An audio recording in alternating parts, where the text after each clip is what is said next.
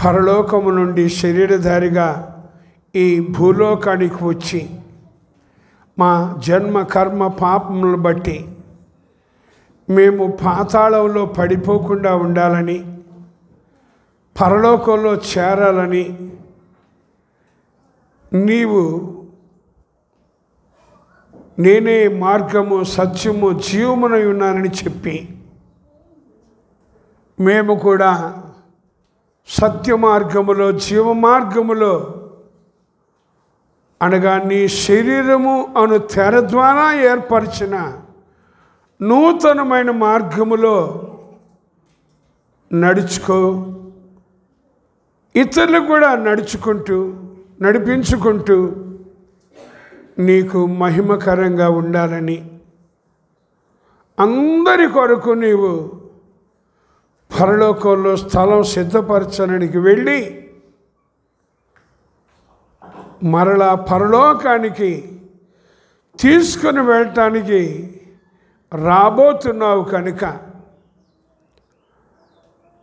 మా పౌరస్థితి పరలోకమందు ఉన్నదని, మా పేర్లు జీవగ్రంథమందు ఉన్నవని గ్రహించి మా వాళ్ళు కూడా పరలోకంలో చేరాలని, వాళ్ళ పేర్లు కూడా జీవగ్రంథములో వ్రాయించాలని ఆశిస్తూ మా ఆయుష్ని పొడిగిస్తున్నారు.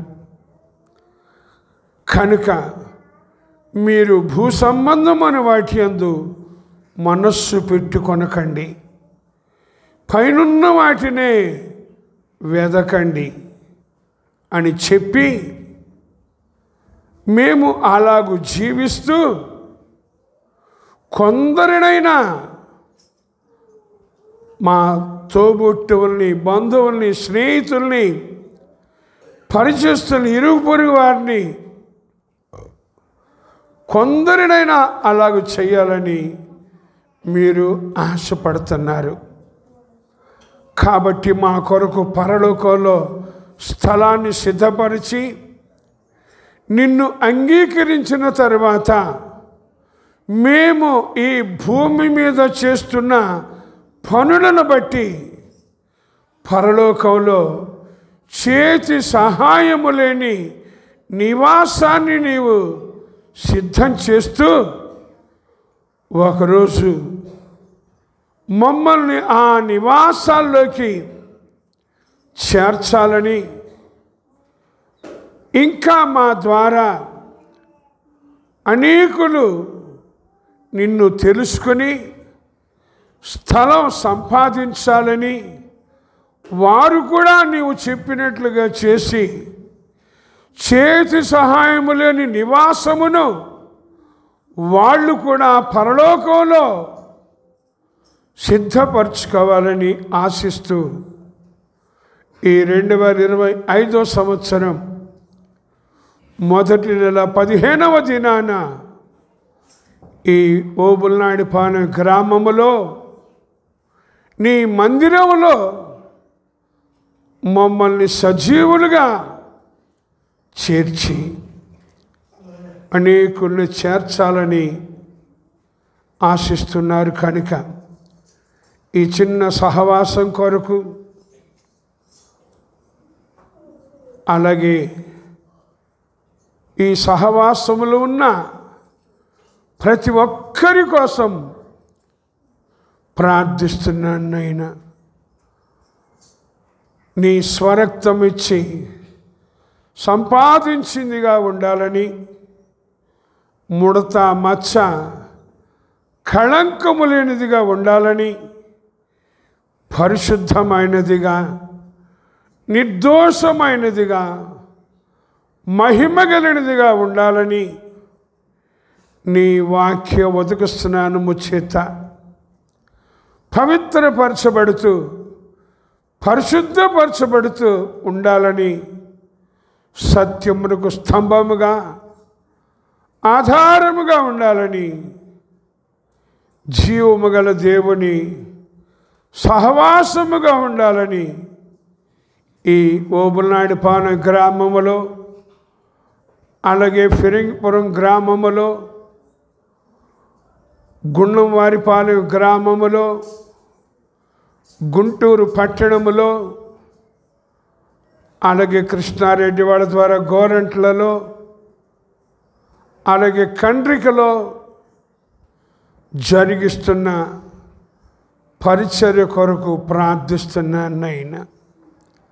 మా బాధ్యత ఏంటో, ఏం చేయాలో తెలుసుకుని నీ ఉన్నతమైన పిలుపునకు, పరలోక సంబంధమైన పిలుపునకు, పరిశుద్ధమైన పిలుపునకు తగినట్లుగా నడుచుకోవటానికి సహాయం చేయమని పాటల్లో, వాక్య ధ్యానములో, ప్రార్థనలో, బాప్తిస్మం కార్యక్రమంలో, సండే స్కూల్ పిల్లల బహుమతి ప్రధానములో, ఆ తర్వాత ప్రేమ విందు కార్యక్రమములలో తోడుగా ఉండి నడిపించి మహిమ పొందుమని, నీ చిత్తాన్ని జరిగించమని యేసుక్రీస్తు నామమున ప్రార్థించి స్తుతించి ఈ ప్రత్యేక కూడిక ప్రారంభం చేసుకుంటున్నాం. పరమ తండ్రి, ఆమేన్. హల్లెలూయా. పాటలు పాడుకుందాం రండి.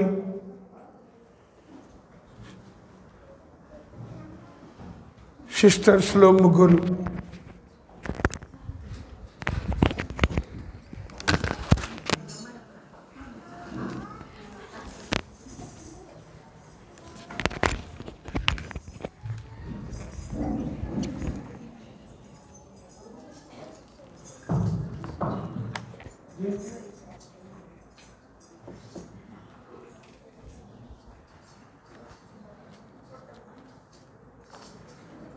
పాట సంఖ్య అంట 43.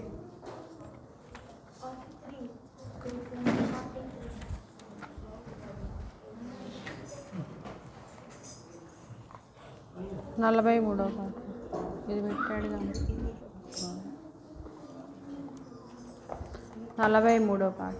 స్తుతియు మహిమా ఘనత నీకే యుగ యుగముల వరకు ఎంతో నమ్మదగిన దేవా, ఎంతో నమ్మదగిన దేవా, మా దేవుడవై మాకిచ్చితివి ఎంతో గొప్ప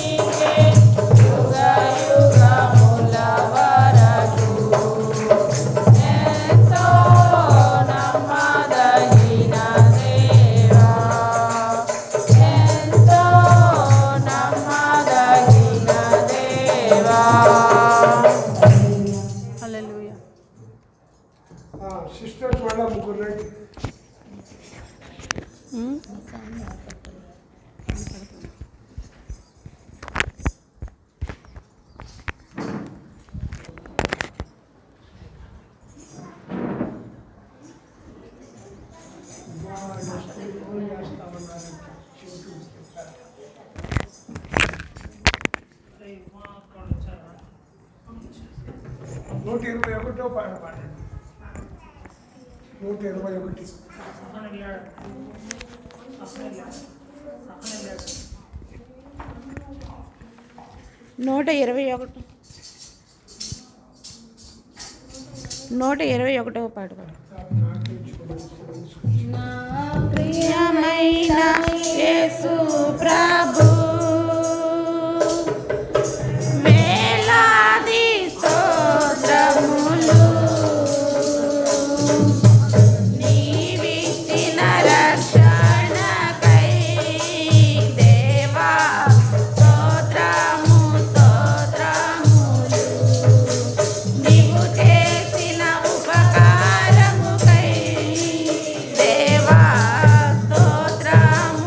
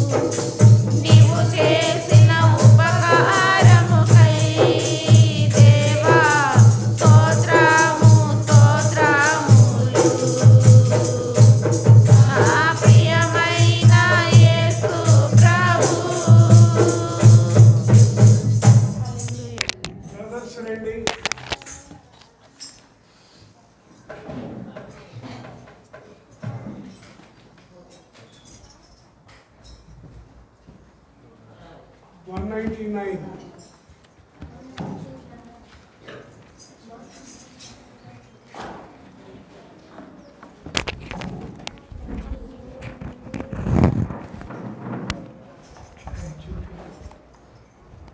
హల్లెలూయా.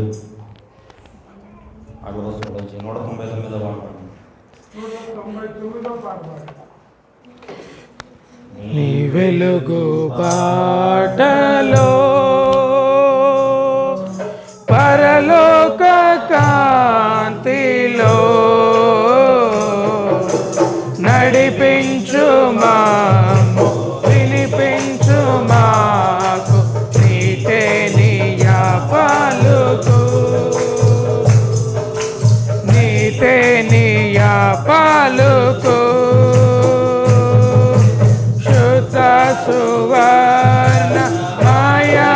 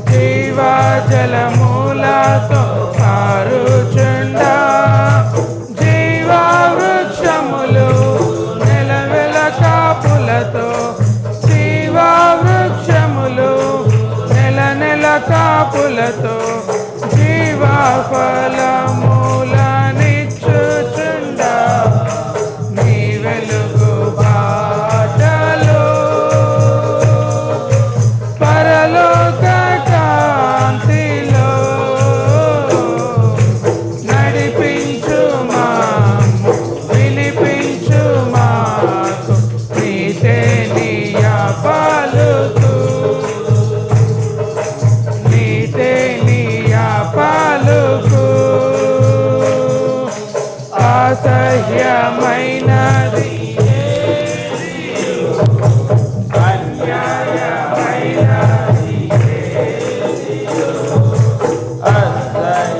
అసహ్యమైనది అన్యాయమైనది అక్రమమైనది అబద్ధమైనది అక్రమమైనది అబద్ధమైనది ఏదియో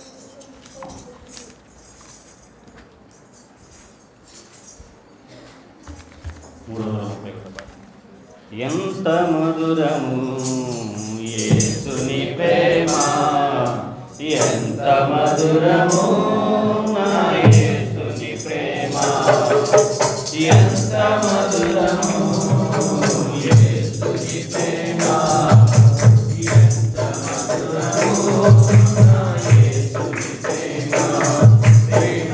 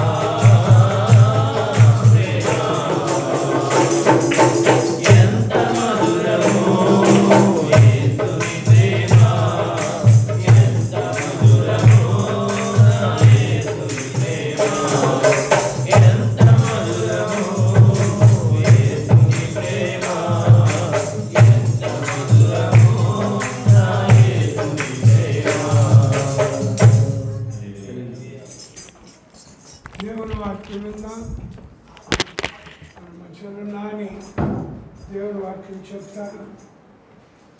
తర్వాత కార్యక్రమాన్ని జరిపించుకున్నాం.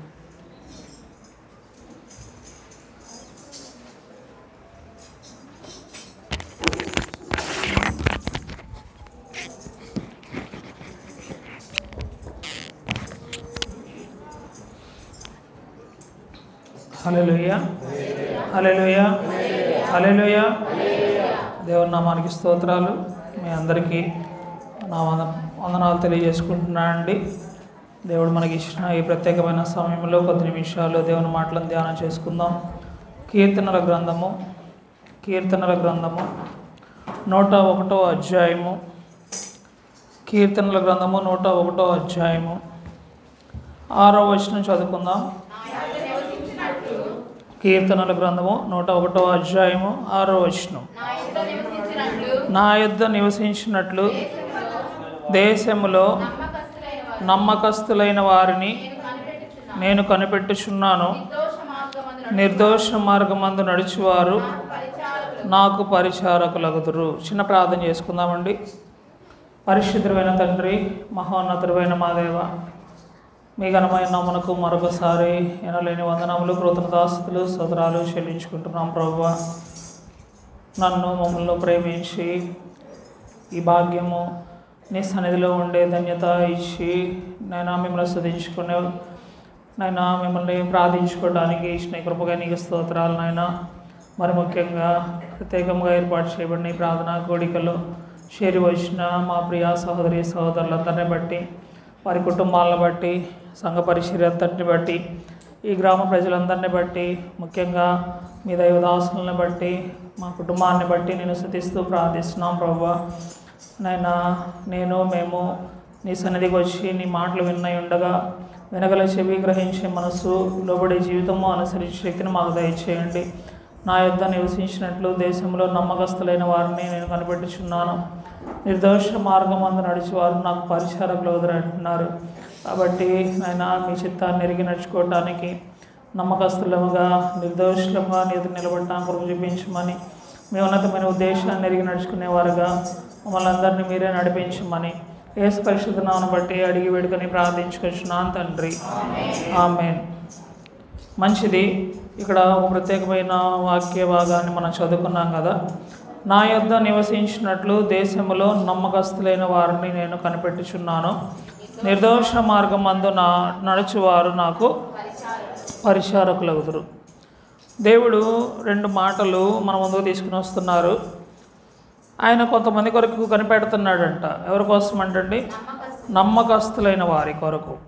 కాబట్టి నమ్మకస్తులు అనగా ఏ రీతిగా నడుచుకోవాలి, ఏ రీతిగా జీవించాలి, ఏ విషయంలో నమ్మకమైన వారుగా ఉండాలి.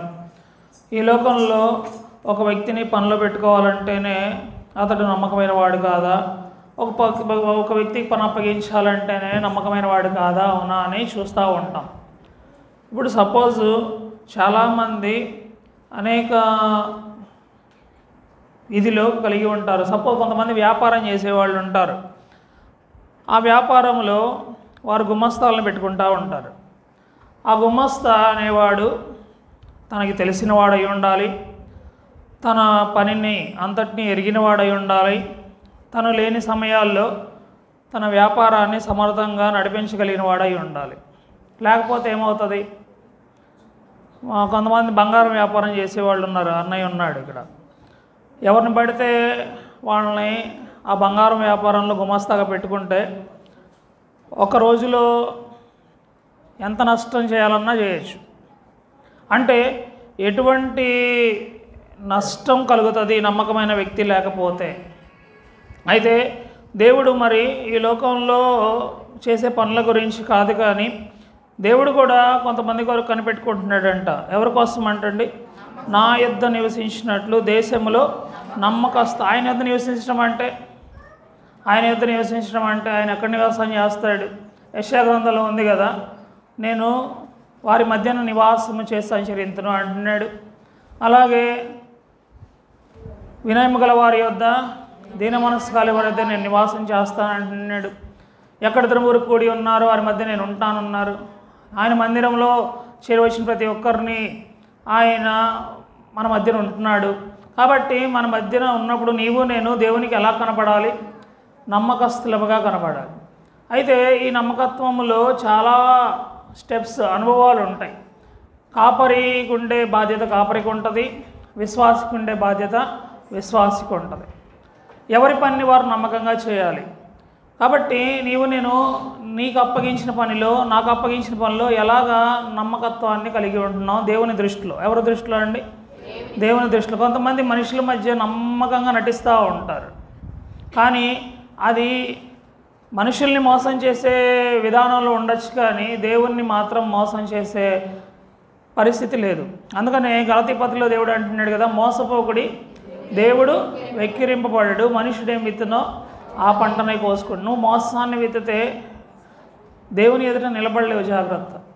కాబట్టి దేవుడిచ్చిన తలాంతు కానీ, దేవుడిచ్చిన ఆధిక్యత కానీ, దేవుడిచ్చిన పనిని కానీ నేను ఎలా చేయాలి అంటే నమ్మకంగా చేసేవాళ్ళుగా ఉండాలి. మంచిది. కొన్ని మాటలు చూసుకుందాం. లూకాసు సువార్త 12వ అధ్యాయము 42వ వచనం చదువుకుందామండి. మొదటగా, ప్రభువు ఇట్లా నేను తగిన కాలమున ప్రతి వానికి ఆహారము పెట్టుటకు యజమానుడు తన ఇంటి వారి మీద నియమించినట్టి నమ్మకమైన బుద్ధిగల గృహ నిర్వాహకుడెవడు? ఎవని ప్రభువు వచ్చి వాడు అలాగూ చేయుచుండట కనుగొననో ఆ దాసుడు ధన్యుడు, అతడు తనకు కలిగిన దాని అంతటి మీద వాని నుంచునని మీతో నిజముగా చెప్పుచున్నాను. చాలండి. ఇక్కడ ఒక ఉపమానం ప్రభువైన యేసుక్రీస్తు వారు ఆయన శరీరధారిగా ఉన్న దినాల్లో చెప్పడం జరిగింది. ఆయన ఒక ఉపమానం చెప్పారు. పేతురు వచ్చి, ప్రభువా ఈ ఉపమానం మాతోనే చెప్తున్నావా, అందరితోనే చెప్తున్నావా అంటే, తన దగ్గరకు వచ్చిన శిష్యులతో ప్రత్యేకమైన మాటలు ఆయన ఎన్నో సందర్భాల్లో మాట్లాడాడు. అలాంటి మాటల్లో ఇది కూడా ఒక ప్రత్యేకమైన మాట. ఏమంటున్నాడు ఆయన?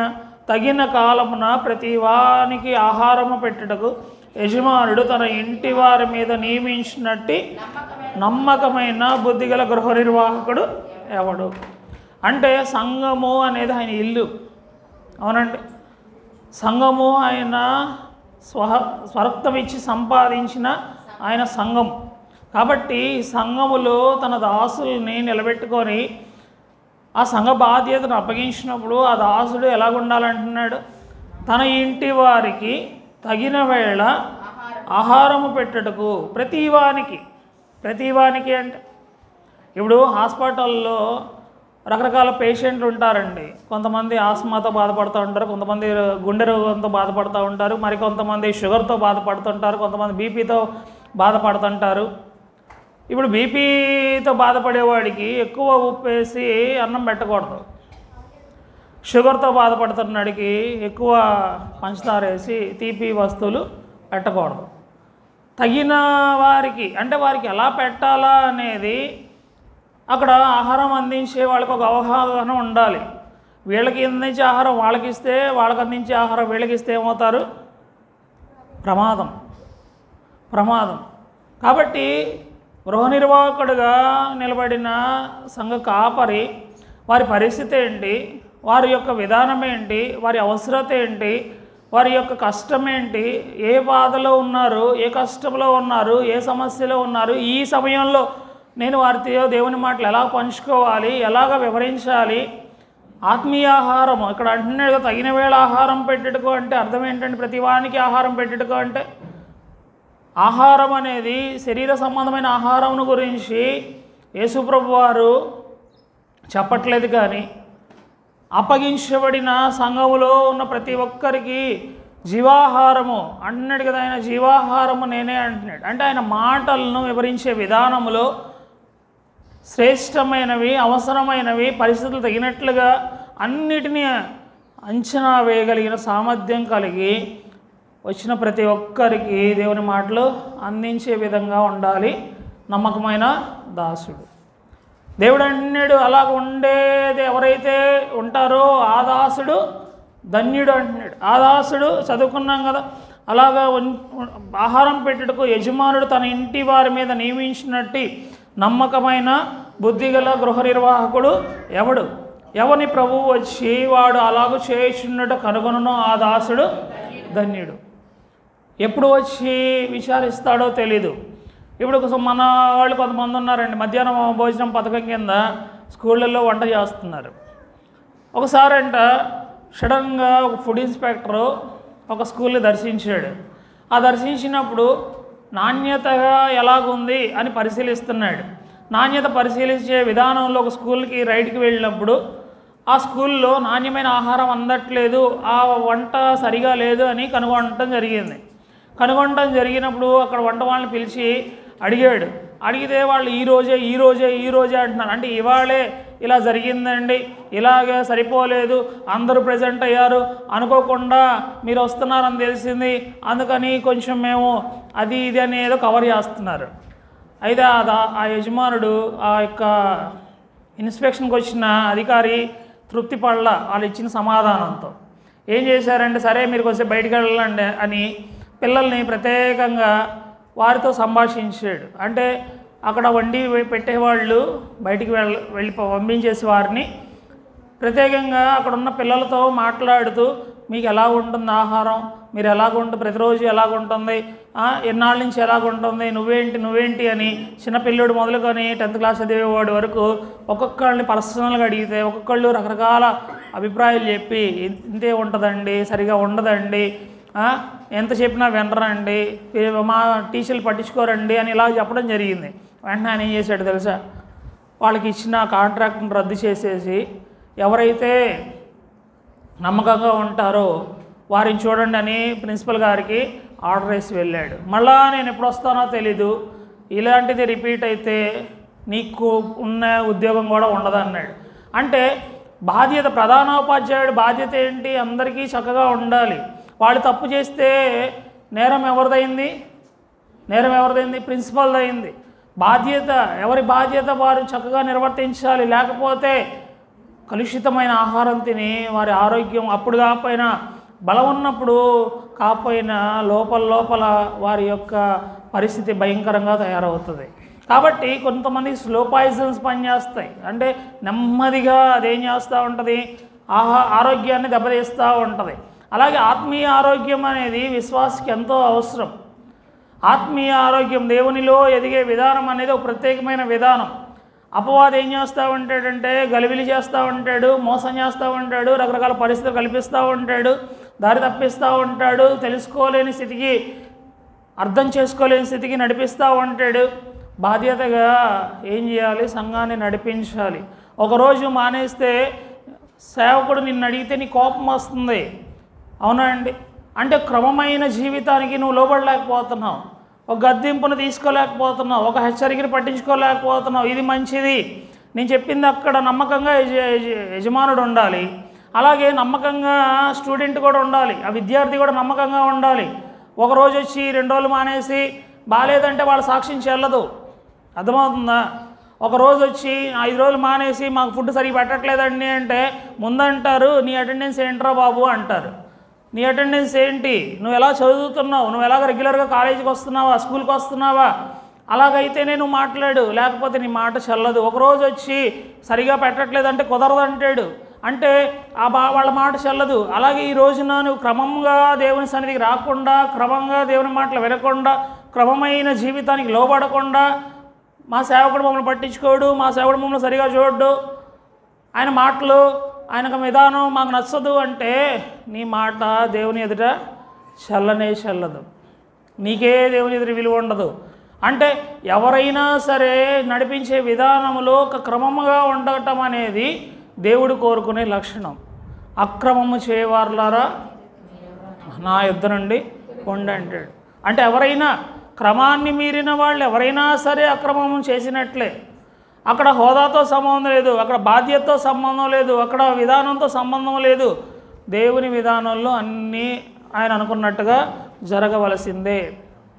ఆయన కనిపెడతాడంటున్నాడు, ఒకటే మాట అన్నాడు, నేను కనిపెడుతున్నాను అన్నాడు. ఏమన్నాడండి? ఏమన్నాడు? నా యొద్ద నివసించినట్లు దేశములో నమ్మకస్తులైన వారిని నేను మరి దేవుడు కనిపెడుతున్నాడు అంటే మనం ఎంత భయం కలిగి ఉండాలండి. ఇక్కడ సీసీ కెమెరాలు ఉంటేనే తప్పు చేయడానికి ఎవరూ సాహసం చేయరే, అవునా? సీసీ కెమెరాలు ఉన్న చోట దొంగతనం చేసే ఎదవ ఎవడైనా ఉంటాడా? ఉండరు కదా. ఎందుకని? కొంతమంది కాలేజీల్లో, కార్పొరేట్ కాలేజీల్లో అక్కడ సార్లు ఎవరు ఉండరు, కానీ పిల్లలు సైలెంట్గా ఉంటారు. ఎందుకని ఉంటారండి? ఎందుకని ఉంటారు? కెమెరాస్ వాళ్ళని ఏం చేస్తున్నాయి?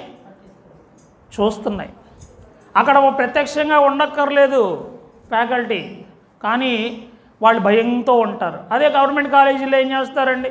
ఎప్పుడు ఎవడు వచ్చాడో తెలీదు, ఎప్పుడు ఎవడు వెళ్ళాడో తెలీదు, అసలు ఉన్నాడో లేడో తెలీదు, అసలు విన్నాడో లేడో తెలీదు. వాడికి ఏంటి? ఏ భయం ఉండదు. ఎందుకని? వాడి మీద దృష్టి పెట్టేవాళ్ళు లేరు, వాడి బాధ్యతలను పట్టించుకునే వాళ్ళు లేరు, వాడు తప్పు చేసినా హెచ్చరించేవాళ్ళు లేరు. వాడి జీవితం అనేది ఈ రోజున నీ పిల్లల్ని నువ్వు అలాంటి కాలేజీల్లో చేర్చడానికి ఎందుకు ఇష్టపడట్లేదు? లక్షలు వెచ్చించి ఎంతో ప్రయాసపడి వారిని ఒక మంచి కాలేజీలో చేర్చడానికి ఎందుకు ఇష్టపడుతున్నావు? ఎందుకంటే వాడి భవిష్యత్తు బాగుండాలి, వాడి జీవితం అనేది సాఫీగా సాగిపోవాలి. దానికోసము ఎన్ని విచారిస్తావో, ఎన్ని కాలేజీలు విచారిస్తావో, ఎంతమందిని విచారిస్తావో, ఎంతమందిని అడుగుతావో. ఏమంటే ఒక 2 సంవత్సరాల లైఫ్కే, స్టడీ లైఫ్కి, ఒక 4 సంవత్సరాల స్టడీ లైఫ్కే నువ్వు ఎంత జాగ్రత్తలు తీసుకుంటుంటే, నిత్యత్వాన్ని నడిపించే సంఘములో నువ్వు ఎంత క్రమాన్ని, ఎంత ఖచ్చితత్వాన్ని, ఎంత ఒక విధానాన్ని నువ్వు అవలంబిస్తున్నావు, ఎంత విధానాన్ని అవలంబిస్తున్నావు. క్రమశిక్షణ లేని కాలేజీలో చేరటానికే ఇష్టపడవే నీ పిల్లలు, మరి క్రమశిక్షణ సంఘంలో ఉండటానికి నువ్వెందుకు అనుమానిస్తున్నావు? క్రమశిక్షణతో నడిపించే దైవజనునికి నువ్వు లోబడుతున్నావా? క్రమశిక్షణతో చెప్పబడుతున్న వాక్యానికి లోబడుతున్నావా? అది మనకు కష్టమైపోయింది, అది మనకు కష్టమైపోయింది. మన ఇష్టమైనట్టు వెళ్ళిపోతున్నాం. అసలు ఎందుకు మానేస్తున్నామో చెప్పము, ఎందుకు రావట్లేదో చెప్పము, ఎందుకు ఆలస్యంగా వచ్చావో చెప్పము, ఎందుకు ముందు వెళ్ళిపోయావో చెప్పవు. ఏ విషయంలో నిన్ను నమ్మకమైన వాళ్ళుగా దేవుడు ఎంచాలి? ఎందుకు ఎంచాలి? అసలు నీ విషయంలో దేవుడి ఉద్దేశం ఏంటి? నా విషయంలో దేవుని ఉద్దేశం ఏంటి? దేవుని చిత్తం ఏంటి? అది లేకపోతే ఏమండి, దేవుడు న్యాయం తప్పే దేవుడు కాదు. ఆయన మాట బైబిల్ గ్రంథంలో రాయించాడు అంటే అంటున్నాడు కదా, నా మాటల్లో సున్నైనా పొల్లైనా తప్పిపోదన్నప్పుడు ఈ మాట నీ జీవితంలో క్రమంగా లేకపోతే మనం ఎక్కడుంటాం ఆలోచించండి. ఆలోచించాల్సిన సమయం. ఎందుకంటే అపవాది ఏం చేస్తున్నాడంటే భ్రమపరిచేస్తున్నాడు. ఏముందిలే, భయపడకపోతే ఏమైందిలే, అసలు నిన్ను అడగడానికి వాళ్ళు ఎవరు, ఇది కాకపోతే ఇంకోటి, ఇక్కడ కాకపోతే ఇంకో చోటికి వెళ్తావు, అసలు నీకేంట్లే, నిన్ను ఎత్తేస్తున్నాడు. ఎత్తేసి ఎక్కడ తీసుకెళ్తాడంటే ఎత్తుకొని వాడు ఎక్కడికి వెళ్తే అక్కడ తీసుకెళ్తాడు. అర్థమవుతుందా? వాడు ఎక్కడికి వెళ్తే అక్కడ తీసుకెళ్తాడు. కాబట్టి ఎంతో జాగ్రత్తగా నీ జీవితాన్ని కాపాడుకోవాలి. దేవుడు నీ కోసము ఆయన ఎందుకు ఈ లోకానికి వచ్చారో నువ్వు గుర్తుపెట్టుకోవాలి. ఎటువంటి పరిస్థితి నుంచి విడిపించడానికి ఆయన అంతగా తగ్గించుకున్నాడు. భయంకరమైన అగ్నిగుండాన్ని నీకు దూరం చేయాలని, నీ పాప శిక్షను నీ నుంచి తీసివేయాలని, నీ దోషములను అతిక్రమాలన్నిటినీ తుడిచివేయాలని ఆయన వ్యక్తిగతంగా. అందుకనే పౌలు గారు అంటున్నారు కదా, విరోధముగా ఉండిన పత్రమును సిలువకు మేకులతో కొట్టి దాని మీద చేవ్రాతను తుడిచివేసి అది మనకు అడ్డము లేకుండా ఎత్తివేశాడు. మరి అన్నటికి జ్ఞాపకం చేసుకోడంట. అంటే దేవుని దగ్గర నీకు ఎటువంటి ఇది లభించింది, ఎటువంటి కృప దొరికింది. మరి ఆ కృపలో కొనసాగడానికి నువ్వెందుకు సంశయిస్తున్నావు? ఎందుకు అనుమానిస్తున్నావు? ఎందుకు ఉండలేకపోతున్నావు? ఎందుకు నీ మనసు కష్టపడుతుంది? తప్పు చేసావు, లేకపోతే క్రమంగా ఉండు, లేకపోతే వాక్య ప్రకారం జీవించు, నువ్వు జాగ్రత్తగా నీ జీవితాన్ని కొనసాగించుకోకపోతే ప్రమాదం. అంటే ఈ రోజున అంగీకరించే స్థితిలో క్రైస్తవ సమాజం అనేది లేదు. ఎంతసేపటికి భ్రమలో ఆశీర్వాదమని, లేకపోతే ధనమని, లేకపోతే మరేదో అని అది మన మనస్సుకి ఏం చేస్తుందండి? మన శరీర సంబంధమైన మనసుకి ఏం చేస్తుంది? బలాన్ని ఇస్తుంది.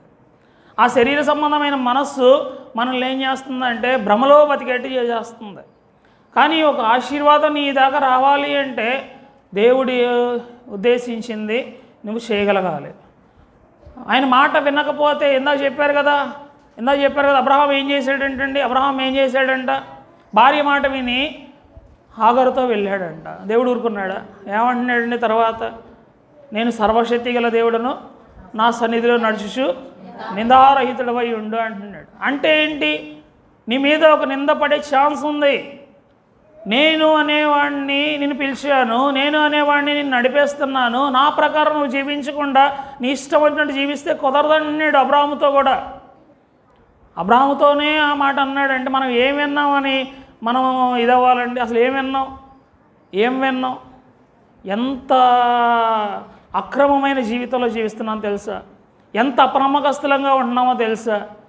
ఏమండి, నువ్వు చేసేది ఏంటో చెప్పవు, నువ్వు ఎందుకు రాలేదో చెప్పవు, అసలు ఏమాత్రం సంబంధం లేనట్లుగా వస్తే ఎలాగుందండి మన ఫీలింగ్? వచ్చాను, ఈ మొహానికి ఇదే ఎక్కువ. ఇవాళ వచ్చానయ్యా సంతోషించినట్టుంది నీ జీవితం. ఇవాళ వచ్చానుగా ఏంది అడుగుతున్నావు అన్నట్టు ప్రవర్తిస్తున్నారు. అది నమ్మకత్వానికి సాదృశ్యం కాదండి.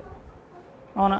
కొంతమంది టీచర్లు పిల్లల్ని అంటారు, ఈ అబ్బాయి అండి అస్సలు మిస్ అవ్వడు స్కూల్ని, 100% అటెండెన్స్. ఎందుకంటారు?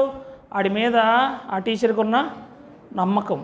ఈరోజు నీ మీద అటువంటి నమ్మకం కాపరికి ఉంటుందా? సరే, కాపరి నిన్ను చూడలేదు, ఒకవేళ చిన్న సంఘాటికి చూస్తున్నారు, ఇక్కడ పెద్ద సంఘం చూడరు, అర్థం కాదు, ఎవరు వచ్చారో ఎవరు వెళ్ళారో తెలియదు. అటువంటి పరిస్థితుల్లో దేవుడు చూడ్డా వాళ్ళని చూస్తాడు కదా. ఈ రోజున ఎట్లాంటి భ్రమలో అపవాది నడిపించేస్తున్నాడు? నమ్మకత్వం, ఆయన పనిలో నమ్మకత్వం, ఆయన ఆరాధించే విధానంలో నమ్మకత్వం, ఆయన స్తుతించే విధానంలో నమ్మకత్వం, ఆయన మాటను నమ్మే విషయంలో నమ్మకత్వం. ఇప్పుడు టీచర్ చెప్పే అకాడమిక్స్ లెసన్స్ వాడికి తెలియవు. వాడు చెప్తుంటే వాడు అంటాడు, ఎవడు చూసి వచ్చాడే నేను చదవను, నేను విన్నా అంటే ఎవరికంటే నష్టం? అవి నేర్చుకోకపోతే వాడు పరీక్షల్లో ఫెయిల్ అయిపోతాడు. అవి చదవకపోతే వాడు గట్టెక్కలేడు, వాడు ఉత్తీర్ణుడు అవ్వలేడు, తద్వారా ఫెయిల్ అయిపోతాడు. ఈ రోజున దేవుడు పెట్టే పరీక్షలో నువ్వు పాస్ అవ్వాలి, ఆయన అనుమతించే ప్రతి దాంట్లో నువ్వు విజయం సాధించాలి అంటే క్రమం తప్పక దేవుని సన్నిధిలో చెప్పబడుతున్న ప్రతి మాటను నీ హృదయపూర్వకంగా నువ్వు నమ్మాలి, ధ్యానించాలి, నెమరు వేసుకోవాలి, పరీక్షించుకోవాలి. ఆ మాట ప్రకారం నేనున్నానా లేదా? ఈ రోజున అసలు ఏం చెప్తున్నామో ఏం వింటున్నామో పట్టించుకునే స్థితిలో మనం లేవండి. ఏం వింటున్నామో మళ్ళీ దాని గురించి ఆలోచించే స్థితిలోనే మర్చిపోతున్నాం. అందుకని ఇందాక చెప్పారు కదా, నీ వాక్యము నన్ను బ్రతికించున్నది. నీ హృదయంలో వాక్యము ఉంటే ఏం చేస్తుంది? ఆత్మలో జీవింపజేస్తాడు. నీ ఆత్మ జీవించిన స్థితిలో ఉంటుంది. లేకపోతే ఏం చేస్తాడండి? నీవు జీవించుచున్నావన్న పేరు మాత్రం ఉన్నది, కానీ నువ్వు ఇతరువే. యేసుప్రభు వారి గురించి రాయబడిన మాట ఏంటి? మన అపరాధముల చేత మన పాపముల చేత చచ్చిన స్థితిలో ఉన్న మనల్ని ఆయన ఏం చేశాడు? క్రీస్తుతో కూడా బ్రతికించాడు కదా. మరలా అదే దేవుని నోటి నుండి ప్రకటన గ్రంథంలో విభిన్నమైన మాట వస్తుంది. బతికించామని పిలబడిన మనము అంటున్నాడు, నీవు జీవించుచున్నావన్న పేరు మాత్రం ఉన్నది, కానీ వృద్ధులవే. మరి ఎంత జాగ్రత్త పడాలండి, ఎంత జాగ్రత్త పడాలి. ఏ పరిస్థితి నుంచి దేవుడు విడిపించాడో మరలా అదే పరిస్థితికి నడిపించబడుతున్నావా? ఏ స్థితి నుంచి నిన్ను లేవనెత్తాడో మరలా అక్కడికే నువ్వు వెళ్ళిపోతున్నావా? అలాగైతే ఇక్కడ రావాల్సిన అవసరం లేదు, ఉండాల్సిన అవసరం లేదు, ఆయన ఆరాధించాల్సిన అవసరం లేదు. ఈ జీవితకాలం మట్టుకు కాదు. మరి అలాగ దేవుడి కొరకు నువ్వు జీవిస్తున్నావు. నమ్మకమైన బుద్ధిగల దాసుడు వెంటనే అన్నాడు కదా, మరలా 44వ వచనం నుండి 45వ వచనం నుండి, అయితే ఆ దాసుడు నా యజమానుడు వచ్చుటకు ఆలస్యము చేస్తున్నాడని తన మనస్సులో అనుకొని దాసులను దాసీలను కొట్టి తిని త్రాగి మత్తుడిగా ఉండసాగితే వాడు కనిపెట్టిన దినములోను ఎరుగని గడియలోను ఆ దాసుని యజమానుడు వచ్చి వాని నరికించి అపనమ్మకస్తులతో కూడా వానికి పాలు నియమించును. తన యజమానుని చిత్తం ఎరిగి ఉండి సిద్ధపడక అతని చిత్తము చొప్పున జరిగింపక ఉండు దాసునికి అనేకమైన దెబ్బలు తగులును. ఎంత ప్రమాదకరమైన స్థితి వస్తుందో, ఎంత ప్రమాదకరమైన స్థితికి వెళ్ళిపోతారో. ఏమండి, ఉపేక్షించడంట, అవకాశం ఇవ్వడంట. ఎప్పుడు వస్తాడో యేసుప్రభు వారు చెప్పాడా? అందుకని అంటున్నాడు కదా, ఆ గడి అయినను ఆ దినమైనను మీకు తెలియదు కనుక మీరు ఎలాగ ఉండాలి? జాగ్రత్తగా ఉండాలి. ఇక్కడ కూడా అదే అంటున్నాడు. వాడు ఎలాగున్నాడంటే యజమానుడు ఆలస్యం చేయుచున్నాడు మనస్సులో అనుకొని.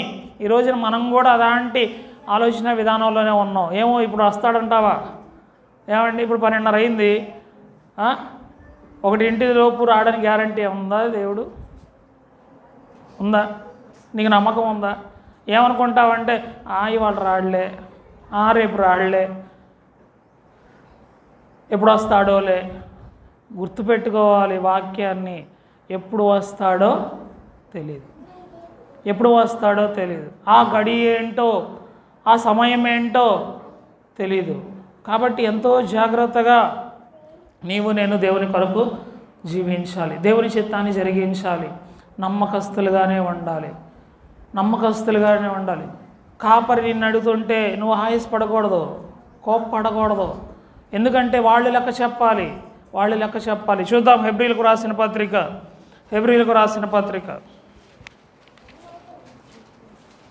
12వ అధ్యాయం. హెబ్రీలకు రాసిన పత్రిక 12వ అధ్యాయం 17వ వచనం చదువుకుందామా? 13వ అధ్యాయం 17వ వచనం. మీ పైని నాయకులుగా ఉన్నవారు లెక్క ఒప్పచెప్పవలసిన వారి వలె మీ ఆత్మలను కాయిస్తున్నారు. వారు దుఃఖముతో ఆ పని చేసిన యెడల మీకు నిష్ప్రయోజనము కనుక దుఃఖముతో కాక ఆనందముతో చేయనట్లు వారి మాట విని వారికి లోబడి ఉండుడి. ఇక్కడ అంటున్నాడు కదా, మీ పైని నాయకులుగా ఉన్నవారు లెక్క అప్పచెప్పవలసిన వారి వలె మీ ఆత్మలను కాయిస్తున్నారు. ఇప్పుడు మా నాన్నగారు నాకు 10,000 ఇచ్చారండి. అరే పలానా పనికి ఇస్తున్నాను, నువ్వు ఆ పని చేసుకొని రా అని చెప్పారు. ఆయన 10,000 ఇచ్చారు. రకరకాల పనులు చేసుకొని నేనేం చేశానంటే ఒక 8,000 ఖర్చు పెట్టాను, 2,000 ఆయన చేతికి ఇచ్చాను. ఆ 8,000 ఖర్చు అయిపోయిందని ఒక మాట అంటే సరిపోయిద్దా? ఏం చేయాలి? ఆ 8,000 దేనికి ఎంత ఖర్చు పెట్టాను, ఎక్కడ అది వాడాను, ఏ పరిస్థితికి అది వినియోగించబడింది, దానికి ఇంత ఖర్చు అయింది వివరణ నేను ఇవ్వాలి. అంటే ప్రతి దానికి ఒక లెక్క ఉంది. ఒక డబ్బులకే లెక్క ఉంది, నీకు ఇవ్వబడిన వస్తువులకి లెక్క ఉంటుంది. ఇప్పుడు వంట వండి చేయించుకున్నారండి, ఒక 500 మందికి వంట చేయమని మీరు ఏం చేస్తారు? సరుకులన్నీ తెచ్చి ఆడ పెట్టారు. వాడు జనరల్గా 500 మందికి రాస్తారు. కానీ కొద్దిసేపు అయిపోగానే సరిపోవట్లేదండి, ఇంకో 10 కేజీలు తెమ్మంటే నువ్వేమంటావు? ముందు రాసావు కదయ్యా లెక్క, ఇప్పుడేంది సరిపోదంటున్నావు? 500 మందికి రాయమన్నాను కదా, 500 మందికి రాసావు కదా, మళ్ళా ఏంటి అని అడుగుతావా అడగమా? అంటే ఏదన్నా వస్తువుకి నువ్వు లెక్క కడుతున్నావు, ఏదైనా డబ్బులకి లెక్క కడుతున్నావు, మరి సంఘంలో ఉన్న ఆత్మలకి లెక్క లేదంటారా? లెక్క దేవుడు అడగడా? వాటికైనా ఆ డబ్బు కాకపోతే ఇంకో అవసరమైతే కొనుక్కుంటాం, ఇంకో పనుడు కాదు ఇంకోటి చేత వంట చేయించుకుంటాం. కానీ ఆత్మ గనక నరకానికి వెళ్ళిపోతే దేవుడు ఊరుకోడు. ఆయనకు ఒక్క ఆత్మ కూడా నశించిపోవడం ఇష్టం లేదైతే, ఒక్క ఆత్మను కూడా పోగొట్టడం దేవునికి ఇష్టం లేదైతే, మరి ఒక 10 మంది లేదా 100 మంది ఉన్న సంఘంలో 50 మంది నరకానికి వెళ్తే దేవుడు ఊరుకుంటాడంటారా? ఏమండి, మరి ఆ 50 మంది లెక్క ఎలా చెప్పాలి దైవజనుడు? ప్రభు వాళ్ళు రాకపోతే నేను అడగలేదయ్యా, వాళ్ళు వినకపోతే నేను పట్టించుకోలేదయ్యా, వాళ్ళు లోకంలో ఆచారాలు అనుసరిస్తే నేను ఊరుకున్నానయ్యా అంటే దైవజనుడు తాట తీసేస్తాడు దేవుడు. అర్థమవుతుందా? కాబట్టి దైవజనుడు ప్రతిదీ పట్టించుకోవాలి. నీ కుటుంబంలో జరిగేది ఏంటి, నువ్వు చేస్తున్నది ఏంటి, నీ పరిస్థితి ఏంటి, నీ పని ఏంటి, చెప్పకుండా వెళ్ళిపోతే ఒకటే మాట చెప్పేస్తాడు దేవుడికి నాకు సంబంధం లేదయ్యా, వాళ్ళు నాకు చెప్తే నేను చేసేవాడిని, నా దాకా వాళ్ళు రానిలేదు, వాళ్ళు ఇష్టం ఉన్నట్టు వాళ్ళు చేసుకున్నారు, ఇంకా నాకు ఎక్కడ అవకాశం ఇచ్చారు అంటే అప్పుడు తప్పంతా నీ మీదే ఉంటుంది. తప్పంతా నీ మీదే ఉంటుంది. ఈ రోజున అలాగా చేసేసేవాళ్ళు ఉన్నారు. వస్తేరా లేతలేదు అని పెళ్ళిళ్ళు పెట్టేసుకుంటున్నారు, వస్తేరా లేకపోతే లేదని గృహప్రవేశాలు చేసేసుకుంటున్నారు, వస్తేరా లేకపోతే లేదని వ్యాపారాలు చేసేసుకుంటున్నారు, లోకాచారాలను మిళితం చేసుకొని పక్కన పెట్టేస్తున్నారు దైవజనుడిని. దైవజనుడు వస్తే ఎంత రాకపోతే ఎంత అన్నట్టు మాట్లాడుతున్నారు. ఏమండి ఆశీర్వాదము నీకు అర్థం కావట్లే. ఈ రోజున దేవుడిచ్చే ఆశీర్వాదాన్ని నువ్వు పోగొట్టుకుంటున్నావు, నీ భ్రమలో నువ్వు బతికేస్తున్నావు. అపవాది ఏం చేస్తున్నాడంటే నీకేంట్లే అన్నట్టు నెట్టేస్తున్నాడు.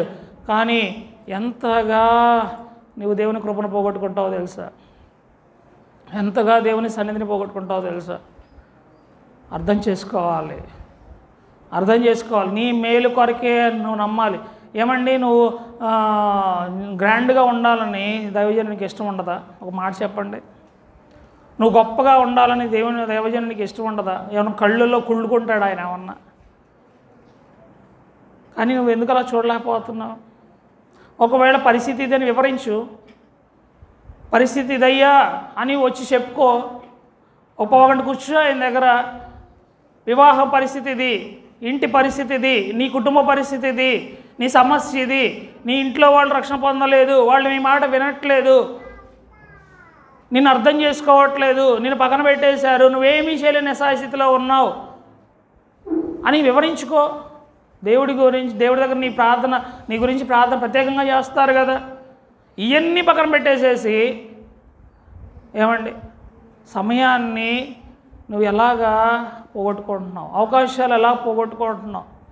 నిన్ను గురించిన లెక్క చెప్పేటప్పుడు సింపుల్గా అంటారు, అయ్యా చెప్తే ఏమన్నా చేసేవాళ్ళంగా నీకు తెలుసుగా అంటే అప్పుడు ఎలాగుంటుందంటే మన పరిస్థితి ఎలాగుంటుందంటే పరిస్థితి.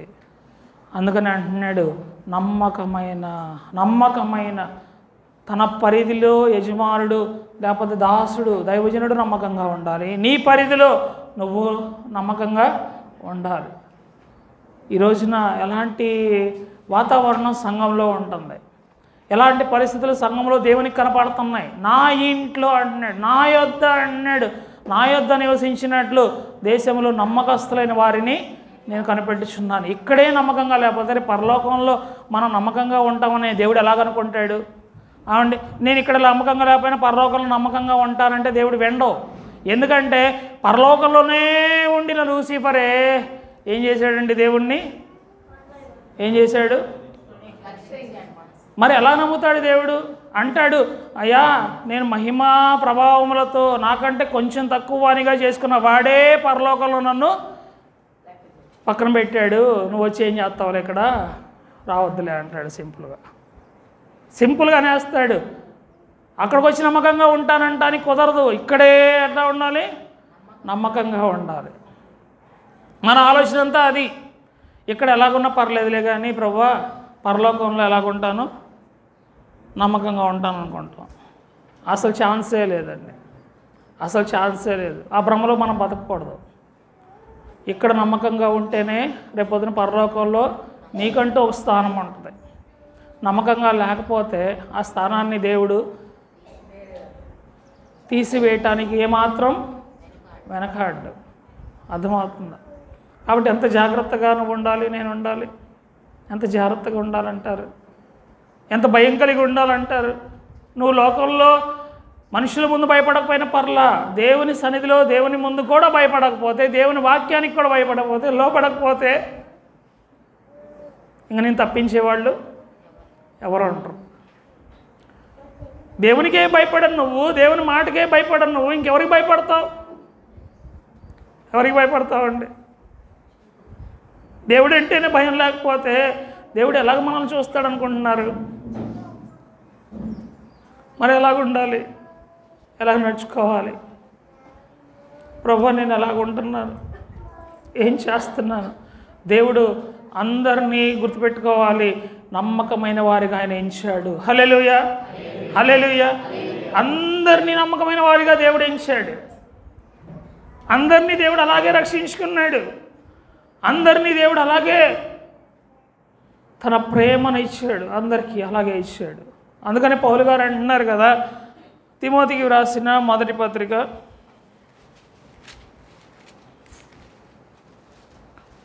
1వ అధ్యాయము 12-13 వచనాలు. పూర్వము దోషకుడను హింసకుడను హానికరుడనైన నన్ను తన పరిచర్యకు నియమించి నమ్మకమైన వానిగా ఎంచినందుకు నన్ను బలపరిచిన మన ప్రభువైన క్రీస్తు యేసుకు కృతజ్ఞుడై ఉన్నాను. తెలియక విశ్వాసము వలన చేసితిని గనుక కనుకరింపబడితిని. ఆయన ఒప్పుకున్నాడు, తెలియక నేను ఇదివరకు చేసిన పనులన్నీ తెలియక విశ్వాసం వలన చేశాను కనుక కనికరించాడు దేవుడు నన్ను. ఇప్పుడు పరిచర్యను అప్పగించాడు. ఇంకా నేను తెలియదంటే కుదరదు నాకు అంటున్నాడు. ఇంకా దేవుని దగ్గరకు వచ్చి దేవుని మాట వింటూ దేవుని పని చేస్తూ నాకు తెలియదు అని నేనంటే తప్పు నాదే అని ఒప్పుకుంటున్నాడు ఆయన. ఈ రోజున మనం అంటాం తెలియదండి ఎలాగ చెప్పాలో అంటాం. ఏమంటామండి? ఎలా చెప్పాలో తెలియలేదండి అంటాం. సింపుల్గా అంటాం. తెలియలేదు అంటానికి నీకు ఎటువంటి ఆస్కారం లేదు. తెలుసుకొని మసలాల్సిందే. దేవుని వాక్యం తెలియదు అంటానికి లేదు, దేవుని ఆజ్ఞ తెలియదు అంటానికి లేదు, దేవుని ఆరాధించే విధానం తెలియదు అంటానికి లేదు, సంఘంలో ఉండే విధానం తెలియదు అంటానికి లేదు. నాకు ఎవరు చెప్తారండి అనకూడదు. నువ్వు ఆశ ఉంటే దేవుడు నీకు నేర్పిస్తాడు. ప్రతిరోజు నేర్పిస్తానంటున్నాడు, ప్రతి సమయంలో నేర్పిస్తానంటున్నాడు. వాళ్ళు ఎవరైనా సరే నేర్పిస్తానంటున్నాడు. ఆయన అంటున్నాడు కదా, నా కాడి ఎత్తుకొని నా యొద్ద నేర్చుకొనడి అంటున్నాడు. నేను సాత్వికుడను దీన మనస్సు కలవాడను, నా కాడి ఎత్తుకొని నా యొద్ద నేర్చుకోనండి అండి. మరి నేర్చుకునే మనసు నీకు లేకపోతే తెలియదంటానికి లేదు.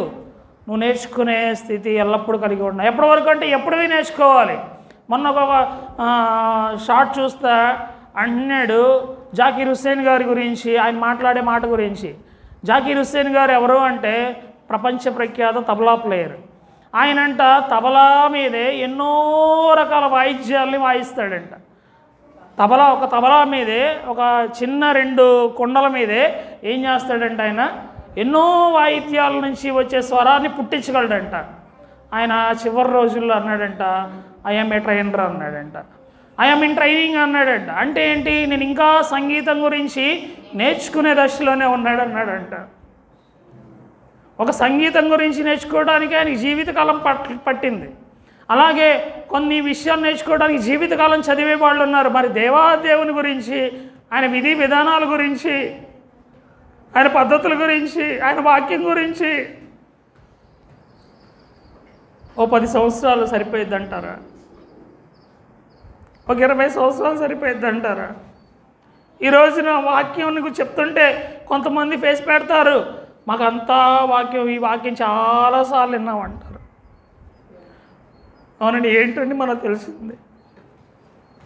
ఏం తెలుసు?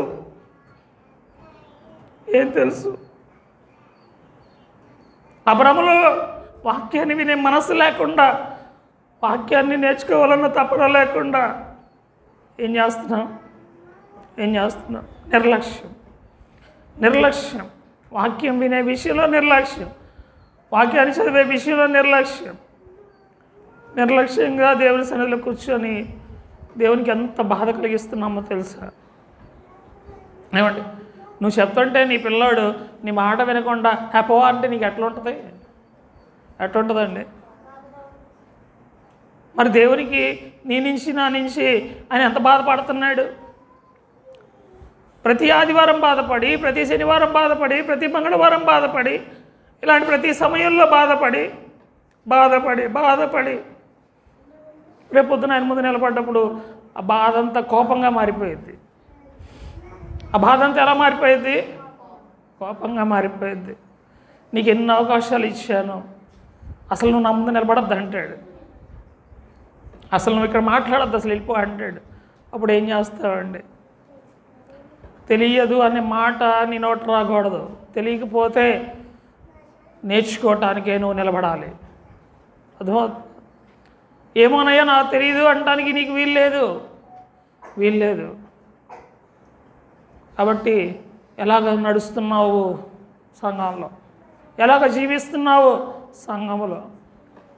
కాబట్టి ప్రభువా నేను ఎలాగ ఉంటున్నాను, నమ్మకమైన అనుభవం, నమ్మకంగా జీవించాలి. నేర్చుకోవాల్సిందే. ఇంకో మాట చూసుకుందాం. దినవృత్తాంతములు 2వ గ్రంథం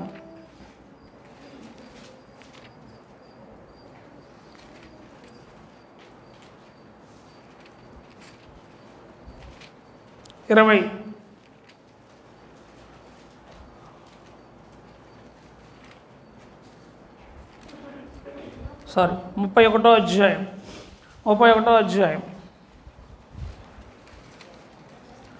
18వ వచనం నుండి చదువుకుందామా? అనగా నమ్మకమైన వారై తమ్మును ప్రతిష్ఠించుకున్న లేవీయులకును తమ పిల్లలతోనూ భార్యలతోనూ కుమార్తెలతోనూ సమాజం అందంతటను సరిచూడబడిన వారికిని ఆయా పట్టణములకు చేరిన గ్రామములలో ఉన్న అహరోను వంశస్థులైన యాజకులకును వంతులు ఏర్పరచుటకు వారు నియమింపబడిరి. పేళ్ల చేత చెప్పబడిన ఆ జనులు యాజకులలో పురుషులకందరికీ లేవీయులలో వంశముల చొప్పున సరిచూడబడిన వారికి అందరికీ వంతులు ఏర్పరచుటకు నియమించబడిరి. హిజ్కియా యూదాదేశమంతటను ఇలాగున జరిగించి తన దేవుడైన యెహోవా దృష్టికి అనుకూలముగాను యథార్థముగాను నమ్మకముగాను పనిచేయచూ వచ్చెను. తన దేవుని ఆశ్రయించుటకై దేవుని మందిర సేవ విషయమందేమి, ధర్మశాస్త్ర విషయమందేమి, ధర్మమంతటి విషయమందేమి తాను ఆరంభించిన ప్రతి పని అతడు హృదయపూర్వకముగా జరిగించి వర్ధిల్లెను. హల్లెలూయా. రాజు ఏ విషయంలో నమ్మకమైన చర్య చూపిస్తున్నాడు, ఏ విషయంలో నమ్మకంగా నడుచుకుంటున్నాడు? ముందు హిజ్కియా మాట్లాడిన మాట ఇంకోటి చదువుకుందాం.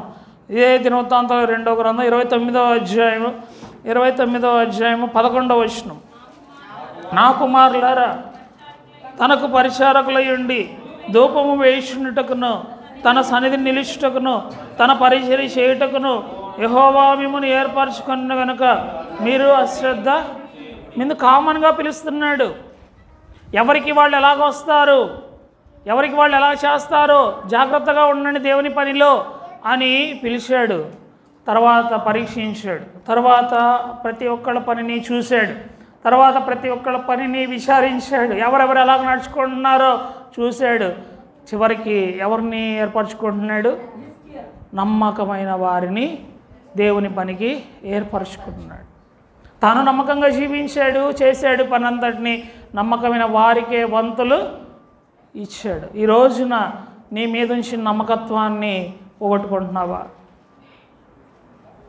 నీ మీద నుంచి నమ్మకత్వాన్ని కాపాడుకుంటున్నావా? ఎలాగుండాలి?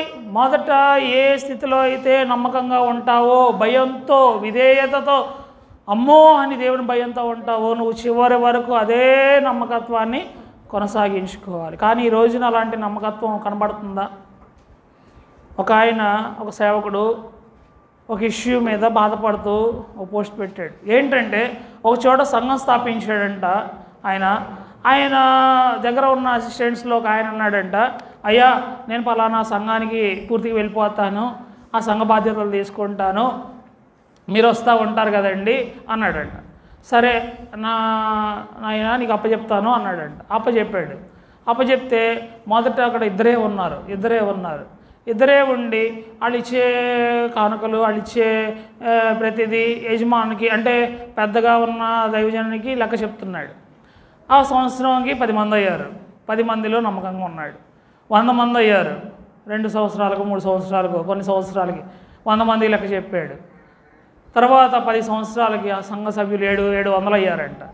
700 అయ్యేటప్పటికి ఇప్పుడు ఆ పెద్దగా మొదటిగా ప్రారంభించిన దైవజనుడిని పట్టించుకోవడం మానేసాడు, లెక్క చెప్పడం మానేసాడు, అయ్యా ఇది అని చెప్పడం మానేసాడు. ఒకరోజు నా దైవజనుడు అడిగాడంట, ఏంటయ్యా పరిస్థితి అంటే, ఈ సంఘం నాదనేసాడంట.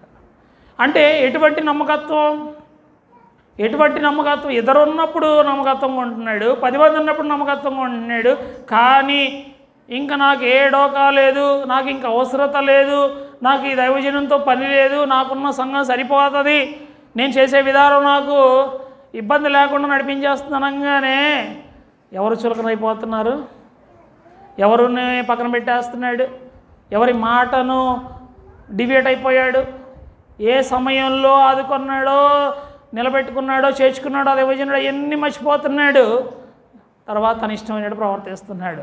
ఆ దైవజనుడు సరే నీది అన్నావు కాబట్టి వదిలేస్తున్నాను, దేవునికి అప్పచెప్పేస్తున్నాను అన్నాడు.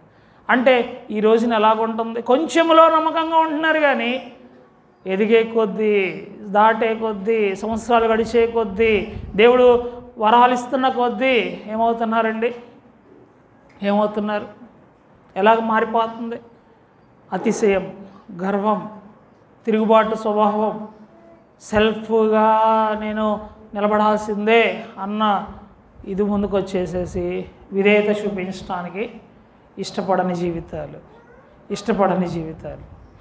ఈ రోజున నేను ఎలాగుంటున్నాను, ఏం చేస్తున్నా? అలాగే ఈ రోజున ఎన్నో సంఘాలు విచ్ఛిన్నమైపోతున్నాయి. సంఘాలు ఏమైపోతున్నాయి? విచ్ఛిన్నమైపోతాయి. వాళ్ళు అనుకున్నది జరగకపోతే తిరుగుబాటు, వాళ్ళు అనుకున్నది చేయకపోతే, వినకపోతే తిరుగుబాటు.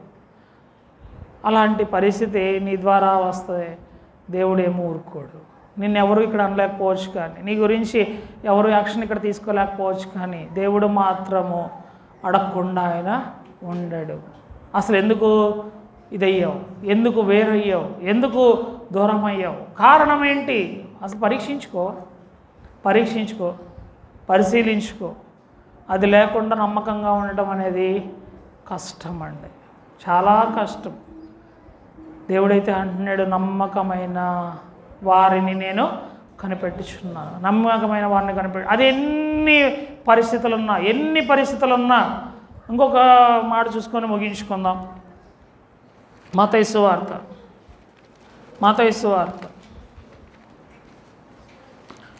20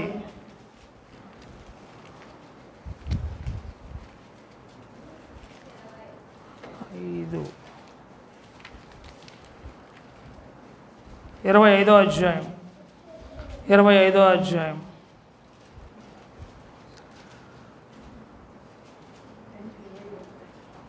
20వ వచనం నుంచి చదువుకుందామా? అప్పుడు 5 తలాంతులు తీసుకున్నవాడు మరో 5 తలాంతులు తెచ్చి, అయ్యా నీవు నాకు 5 తలాంతులను అప్పగించితివే, అదియుగాక మరి 5 తలాంతులు సంపాదించుతానని చెప్పాను. అతని యజమానుడు, బడా నమ్మకమైన మంచి దాసుడా, నీవు ఈ కొంచెంలో నమ్మకముగా ఉంటేవి కనుక నిన్ను అనేకమైన వాటి మీద నియమించేదను, నీ యజమానుని సంతోషంలో పాలు పొందు. 2వ తలాంతులు తీసుకున్నవాడు వచ్చి, అయ్యా నీవు నాకు 2 తలాంతులు అప్పగించితే, అవియుగాక 2 తలాంతులు సంపాదించుతానని చెప్పాను. యజమానుడు, బడా నమ్మకమైన మంచి దాసుడా, నీవు ఈ కొంచెంలో నమ్మకముగా ఉండి. 3వ వాడు వచ్చి అంటున్నాడు, అయ్యా ఇదిగో నీ 1 తలాంతు, ఇదిగో నిన్ను గురించి నేను విన్న మాటలు. సోమరి ఏమంటున్నాడండి? నువ్వు విత్తని చోట కోయివాడవు, చల్లని పంట కూర్చుకునేవాడవు, కఠినడు అని నేను ఎరుగుదును కనుక భయపడి వెళ్ళి నీ తలాంతును భూమిలో దాచిపెట్టుతుంది. అందుకు యజమానుడు అంటున్నాడు, నేను సోమరిమైన చెడ్డదాసుడా, నేను విత్తని చోట కోయివాడను, చల్లని చోట పంట కూర్చుకుని వాడనని నీవు ఎరుగుదువా?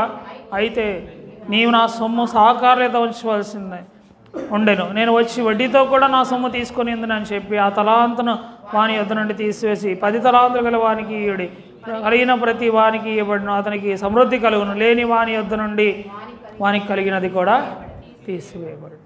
అంటే మొదటి ఇద్దరిని ఏమంటున్నాడు? నమ్మకమైన మంచి దాసుడా. 3వ వాడిని అంటున్నారు కదా, సోమరివైన. ఈరోజు పనిలో నువ్వు అలాగున్నావా? ఏం చేయటానికి నీకు చేతులు రావట్లేదు, ఏం చేయటానికి నీ మనసు రావట్లా, ఏం చేయటానికి నీ ముందుకు రావట్లా. ఈ రోజున ఏ పనైనా సరే, పరిచర్య కావచ్చు, పాట కావచ్చు, పరిచర్య చేయటానికి ఎంత ముందు వస్తున్నావు? అసలు పరిచర్య అంటే ఏంటో తెలుస్తుందా?